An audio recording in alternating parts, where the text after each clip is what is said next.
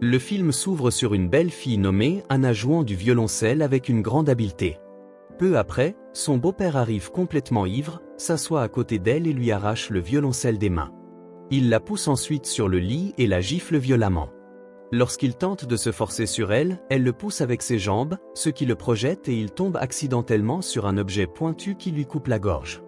Le vieux pervers lutte un moment avant de succomber à ses blessures. Dans la scène suivante, Anna est amenée au tribunal où elle explique que son beau-père l'abusait et qu'elle l'a seulement poussé en légitime défense. Cependant, le juge ne la croit pas et elle est condamnée à une peine de 9 ans dans un établissement de haute sécurité. Plus tard, Anna est amenée à l'établissement avec d'autres détenus. À l'intérieur, on leur demande de se déshabiller et de mettre des vêtements neufs. Les détenus sont ensuite approchés par le directeur de la prison, Frank, qui leur dit que tant qu'elles obéiront à ses ordres, elles n'auront aucun problème. Ensuite, les nouvelles détenues sont conduites à leur cellule. Anna entre dans sa cellule et rencontre Jenny, avec qui elle va partager la chambre. Cette dernière lui révèle qu'elle vit ici depuis 5 ans et que sa peine se terminera l'année prochaine. Jenny semble être une introvertie qui préfère passer du temps seule, mais en raison de ses années d'isolement, elle est immédiatement attirée par la beauté de la nouvelle fille. Lorsqu'Anna s'endort, elle la regarde et se donne du plaisir. Le matin suivant, toutes les détenues sont amenées dans la cour pour prendre un peu d'air frais. Alors qu'Anna erre seule, elle est abordée par une chef de gang nommée Cody. Elle se présente et commence à énumérer les problèmes qu'Anna devra affronter si elle décide de rester seule. Cody lui propose ensuite de rejoindre leur gang pour être protégée. Cependant, Anna, qui veut rester seule, refuse sa proposition et s'éloigne. À l'heure du déjeuner, Cody et son groupe abordent à nouveau Anna avec la même demande.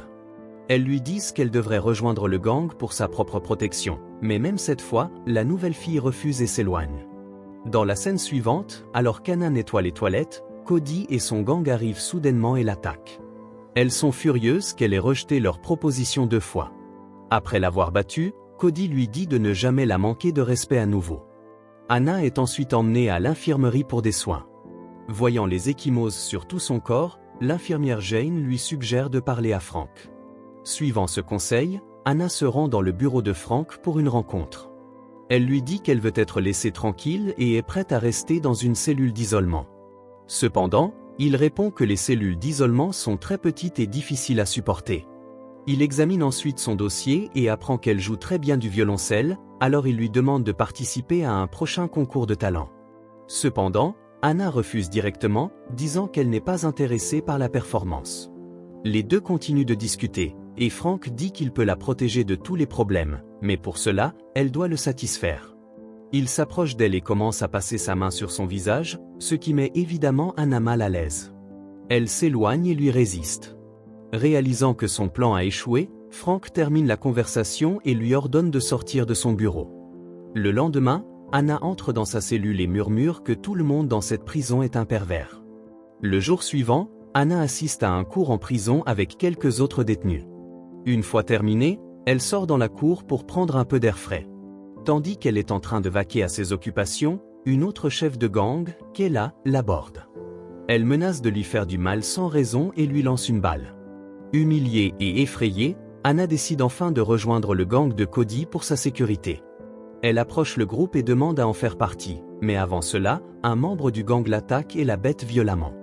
Après qu'un gardien de prison les sépare, Cody dit à Anna que si elle veut rejoindre son gang, elle devra d'abord attaquer Kayla. Désespérée de rejoindre le groupe, Anna se rend directement auprès de Kayla et lui donne un coup de poing au visage. En guise de punition, elle est déshabillée et forcée à rester en isolement pendant 48 heures. La nuit devient très froide et la faim devient insupportable, mais elle parvient à survivre à la punition. Après 2 jours, Anna est amenée au bureau de Frank pour une évaluation. Elle espère qu'il l'aidera et rendra sa vie en prison plus facile. Cependant, le pervers a d'autres intentions. Il menace de la mettre en prison d'isolement pendant 2 semaines si elle ne satisfait pas ses demandes. N'ayant pas d'autre choix, elle commence à le satisfaire à contre-cœur. Dans la scène suivante, Anna se fait tatouer, car elle a enfin été acceptée dans le groupe de Cody. On lui offre aussi des drogues comme cadeau de bienvenue après l'initiation. Une fois le processus d'initiation terminé, Cody demande à son groupe de quitter la pièce. Elle semble être séduite par la beauté d'Anna et commence à l'embrasser. Le lendemain, Anna reçoit la visite de sa mère, toujours bouleversée par la mort de son mari. Elle croit qu'il était innocent et que c'est Anna qui est responsable de tout. Les deux se disputent et la conversation se termine par une gifle d'Anna. Plus tard, lorsque les détenus traînent dans la cour, Kayla et son gang lancent une attaque soudaine sur Anna, mais cette fois, elle a des amis pour la soutenir et elle se bat sans peur. Cela déclenche une bataille violente entre les deux gangs, provoquant un chaos dans la cour. Les gardiens de prison sont contraints d'intervenir. Ils séparent les filles et emmènent Anna au bureau du directeur. Frank croit qu'elle a initié la bagarre, alors il lui ordonne de lui plaire en guise de punition. Il lui donne aussi des drogues et après qu'Anna se soit droguée, il fait l'amour avec elle. Furieuse de sa situation actuelle, Anna entre dans sa cellule et commence à exprimer sa frustration. Elle gifle même Jenny dans un accès de colère, mais elle réalise vite son erreur et s'excuse. Plus tard, elle approche Cody et lui demande encore des drogues. Cette dernière essaie de lui expliquer les dangers de la dépendance, mais cela ne fait qu'énerver Anna. Elle lui hurle dessus avant de s'éloigner. Dans la scène suivante, Anna parle avec Jenny dans la cour lorsqu'elle remarque des filles qui s'injectent de la drogue. Désespérée, elle les approche et leur demande une petite quantité. Elle leur offre même de l'argent en échange. Après beaucoup de persuasion, une des filles accepte et lui injecte une seringue dans les veines. Pendant ce temps, Cody observe tout cela de loin avec un air triste. Il est évident qu'elle est sincèrement préoccupée pour son amie. Plus tard, elle la confronte dans sa cellule et lui demande pourquoi elle essaie de devenir une droguée. Lorsqu'Anna continue à se comporter comme une idiote, Cody devient furieuse et l'expulse du groupe. Maintenant qu'Anna n'est plus associée à aucun groupe, elle devient vulnérable aux attaques. Le soir, alors qu'elle prend un bain, Kayla et son gang l'entourent et la battent. Une Anna frustrée se rend alors auprès de la même fille qui lui a vendu de la drogue et lui demande une autre dose. Cela la rend excessivement droguée et elle finit par vomir dans sa cellule. Voyant son état, Jenny lui suggère de consulter un conseiller en toxicomanie, mais Anna refuse. Elle se précipite plutôt vers Kayla et commence une nouvelle bagarre. À cause de cela, elle est à nouveau jetée dans la prison d'isolement, complètement nue. Lorsqu'Anna est libérée, elle est dans un état terrible. Lorsqu'elle vomit à nouveau dans sa cellule, Jenny affirme qu'il est temps qu'elle arrête de prendre de la drogue. Cody arrive en même temps et essaie de faire comprendre à Anna qu'elle détruit sa vie en se droguant. Cependant, la fille gâtée lui hurle de partir. Plus tard, lorsqu'elle va chez sa vendeuse de drogue pour une dose, Cody apparaît et l'enlève. Elle lui demande de coopérer car c'est pour son bien, mais Anna, désespérée pour ses drogues, pousse Cody et commence à crier. Elle crée une scène et menace de se faire du mal si elle n'obtient pas ce qu'elle veut, d'une manière ou d'une autre. Cependant, un garde prend finalement le contrôle d'elle et la jette de nouveau dans la cellule d'isolement.